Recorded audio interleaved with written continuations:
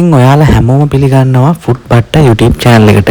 ඉතින් අද ඔයාලට ගේන්නේ රසවත් කොත්තුවක් ලේසියෙන් හදන්නේ කොහොමද කියලා. අපි යමු වීඩියෝ එකට.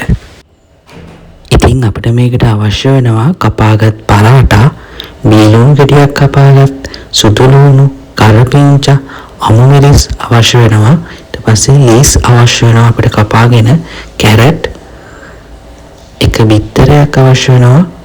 ඊට පස්සේ චිකන් හොදි ටිකක්, චිකන් පොඩි කෑලිත් එක චිකන් හොදි ටිකක්.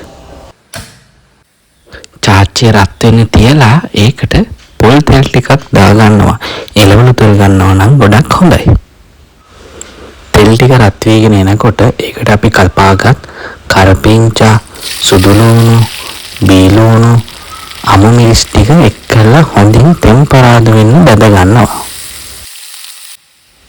මේ ටික තෙම්පරාදු වුණාම අපි ඒකට බිත්තරේ එකතු කර ගන්නවා.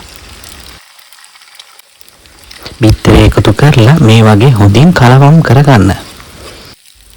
ඊළඟට අපි චිකන් හොදි ටික එකතු කරගන්නවා. මේ වගේ හොඳින් කවලම් කරගන්න. අපි ඊළඟට කපාගත් කැරට් ටික එකතු කරගමු.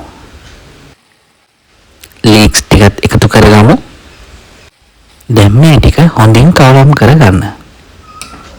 ඔයාලා ඉස්සරහටත් මේ වගේ රෙසිපීස් බලන්න ආස නම් මගේ channel එක subscribe කරලා all button එකක් click කරලා තියාගන්න. දැන් අපි මේකට ගම් මිරිස් එකතු කරගමු. කෑලි මිරිස් ටිකක් එකතු කරගමු. ලුණු තමන්ගේ රස අනුව දාගන්න. දැන් හොඳින් කලවම් කරගන්න. දැන් මේකට අපි කපාගත් පරාටා කෑලි ටික දාගමු. මම නම් මේකට ගත්ත කඩින් ගත්ත පරාටා පැකට් එකක්.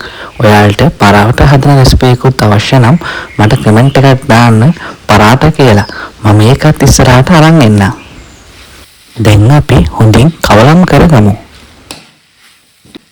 ඉතින් බලන්න කොත්තුවේ පාට හරිම රසවත් විදිහට මේ වගේ කොත්තුවක් ඔයාලත් ගෙදරදී හදන්න.